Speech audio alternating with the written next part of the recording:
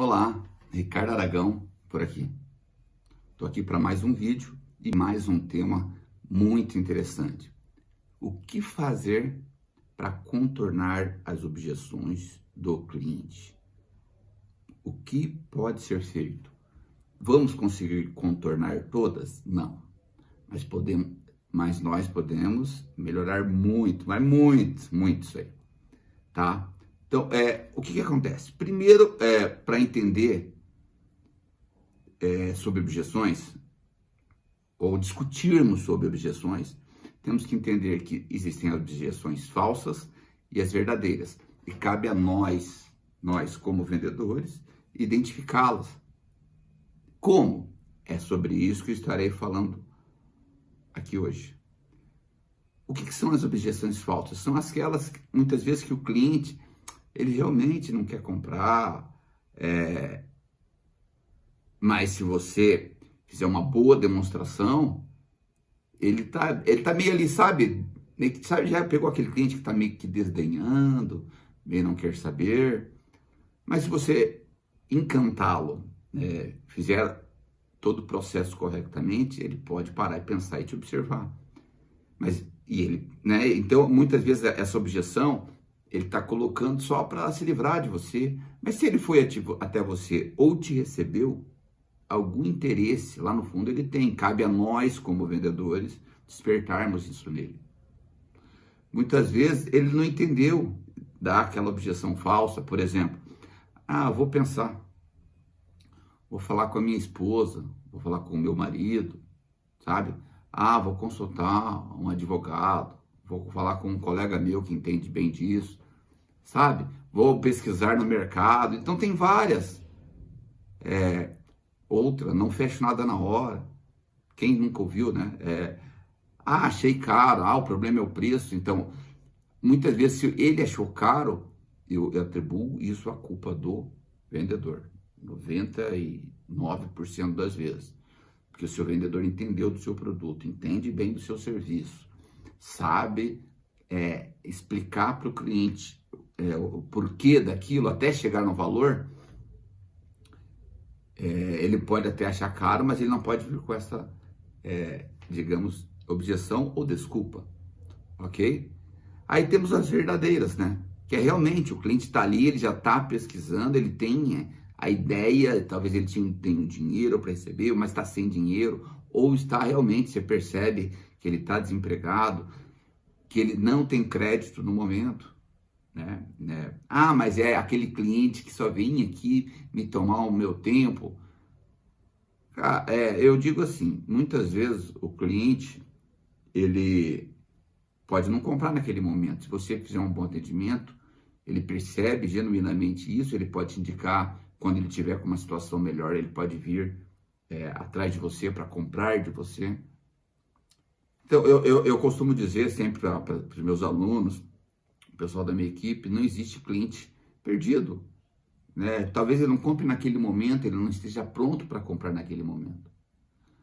Mas um dia ele compra, todos nós compramos, né? E cabe a nós, como eu disse, identificarmos se realmente isso é verdadeiro ou se ele está com objeções falsas, tá? Mas é muito difícil, eu costumo dizer, contornar objeções sem conhecer principalmente do seu produto, do seu mercado, quem é o seu cliente, sem ter um mínimo de conhecimento sobre algumas técnicas de venda, sobre ter um processo. Dá para contornar? Dá, mas vai ser menos, né? Vamos pegar uma estatística, de cada 10, digamos que ali só no abracinho, só na conversa, sabe aquela conversinha? De cada 10 se converte 1 ou 2. Do jeito que eu estou falando, sabendo do seu produto, sabendo até conhecendo o seu mercado, tudo, né? Tudo que te convém como vendedor naquele ambiente ali, as chances aumentam, ou duplicam, ou triplicam às vezes. Imagina, de 10 fechar 3, são 3 vezes mais, né? 3 vezes a meta, entende? Ou pode chegar a 50%. Cada mercado tem sua peculiaridade, tem mercado que 10% é uma boa conversão, Tem mercado que 30, 40, 50, 70, 80, já treinei pessoas com 80%, dependendo do mercado de conversão, 90%, 100%. Mas como? Aí é outro tipo de venda, uma venda, né, mais trabalhada, às vezes mais consultiva. Ok? Ou seja, para entendermos objeções dos clientes, vamos pegar as falsas aqui, né? O cliente, como que eu vou identificar se essa objeção é falsa? Tá, vamos naquela clássica, né? Vou pensar. Isso serve para várias outras também, né? É só adaptarmos. Né, você sabe que fez um bom trabalho, ou talvez fique faltando algo, mas você tem que ter essa percepção ali no processo. Aí você pode vir com essa, tá? Vamos chamar ele aqui de Manuel. Então, seu Manuel, ficou alguma dúvida em tudo que eu falei aqui? Né? O senhor disse que quer pensar, lógico, é um direito seu, até porque o dinheiro, quem vai pagar é o senhor.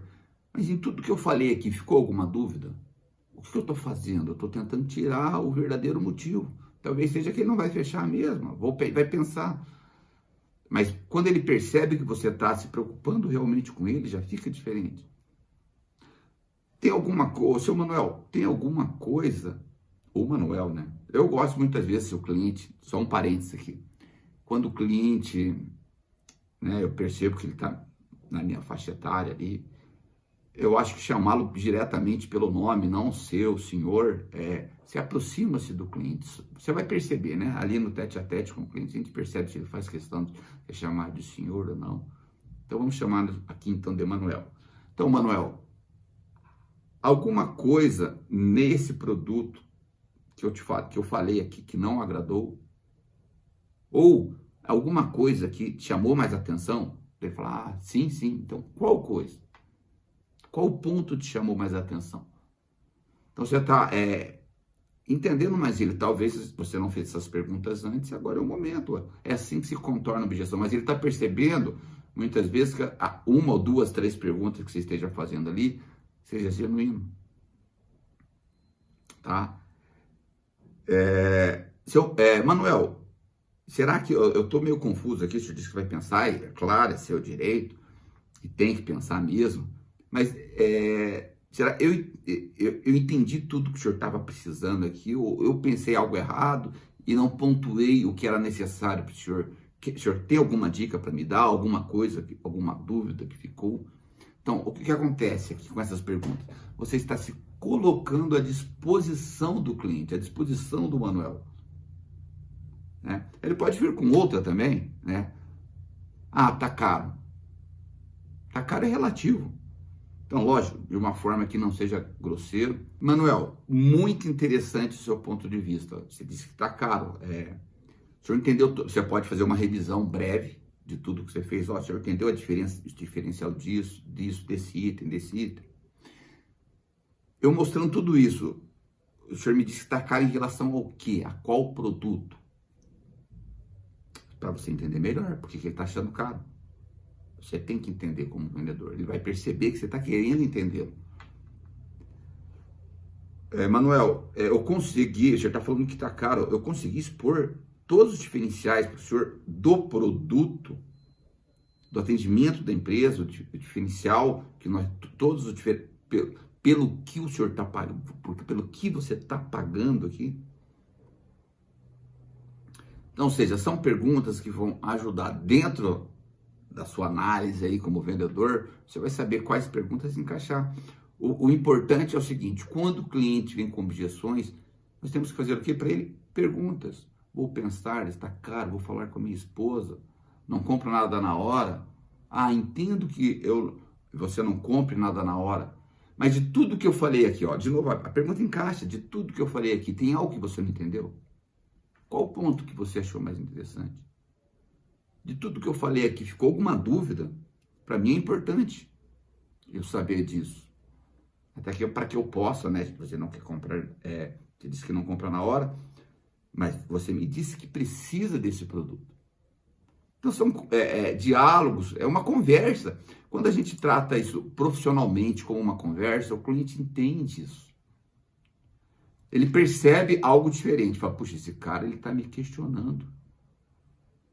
consciente ou inconscientemente, falo, puxa, esse vendedor, o Ricardo, ele é diferente mesmo. Ninguém nunca me questionou. Quando eu estou na frente, Ricardo, estou na frente de um vendedor diferente, eu percebo. Você que está aí me ouvindo, você também percebe. Então nós temos que ser diferente, agirmos com... Ele percebe que você está agindo com inteligência, ele percebe que você está se preocupando com ele. Ele percebe várias coisas.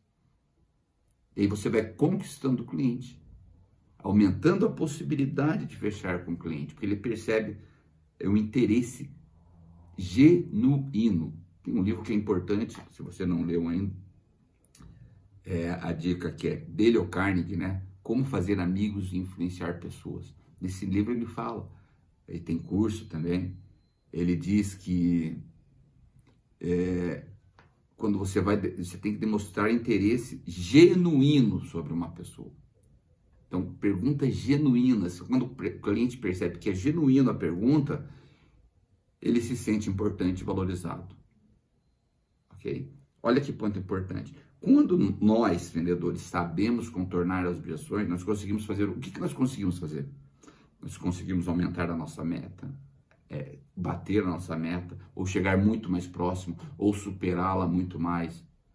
Nós aumentamos a nossa conversão de vendas, nós aumentamos os nossos resultados e, consequentemente, aumentamos a nossa renda, possibilidade de crescimento profissional, claro, pessoal, reconhecimento, ganhar campanhas. Ou seja, olha como é importante investirmos na gente como vendedor, estarmos atentos ao cliente. E muitas vezes perguntas simples, como eu falei aqui, entender o cliente te ajuda a chegar. Porque quando você faz essa pergunta, ele vai falar. Muitas vezes ele vai falar, você fala, puxa, então era isso só? Puxa, era isso? Que legal, então eu posso te ajudar dessa forma. Ele vai perceber isso. Ok? Olha só, algo importante. Eu não aconselho ninguém, muitas vezes, a pessoa está aprendendo ali, ou está num momento de dificuldade, ou não sabe como fazer, já ir direto. O Ricardo falou, já vou direto. Eu aconselho você, primeiro, já ter visto alguém fazer. Se você não viu alguém fazer, peça para alguém te ajudar, te ensinar. Eu estou falando aqui agora, você tome nota muitas vezes, fala, puxa, essa sacada eu não tinha tido ainda. Mas, primeiro, coloque em prática treinando. Treine olhando-se no espelho, treine se filmando, conheça muito bem do seu produto, porque às vezes você quer contornar a objeção, o cliente te dá ali e fala, mas eu não sei isso aqui, e agora? Aí aquela confiança que você começou a conquistar dele, você começa a perder novamente. Não dizem que é muito mais difícil conquistar a confiança e perder é muito simples? Então você tem que estar pronto. Quando você vai fazer essas perguntas, você tem que estar pronto. Fala, eu conheço. Quando ele me der as respostas, eu sei o que fazer. Olha que interessante. Então conheça muito bem do seu produto, do seu serviço, do seu mercado, quem que é o seu cliente. Sabe? Quais são os seus concorrentes. E, muito importante, né? Treine antes. Toda vez que, eu sempre digo, toda vez que eu aprendo uma técnica, né, nova, eu tenho um aprendizado novo, eu treino antes. Incansavelmente, né? Até falar, puxa, agora estou pronto, eu me sinto confiante. Porque quando você se sente confiante ali na frente do cliente, para ele soa-se natural. Daí você faz com um cliente, 2, 3, 4, 5, 6, 10 clientes. Cada vez vai ser mais natural. Porque senão corre o risco de você já estar perdendo por objeções. Aí você vai colocar algo em prática que você não domina, vai perder mais clientes ainda. Né? E qual que é o custo de perder um cliente? Olha só, uma dica interessante, para diminuirmos as objeções, eu sempre digo, é interessante que nos antecipemos às objeções. Só que para antecipar as objeções, eu não posso também criar novas objeções. Olha, mas, puxa, Ricardo, confuso, né? Você vai saber quais são as principais objeções que você tem. Normalmente são de praxe. Então, durante a sua apresentação ali, durante o processo de vendas com o seu cliente, já vai colocar algumas pitadas ali.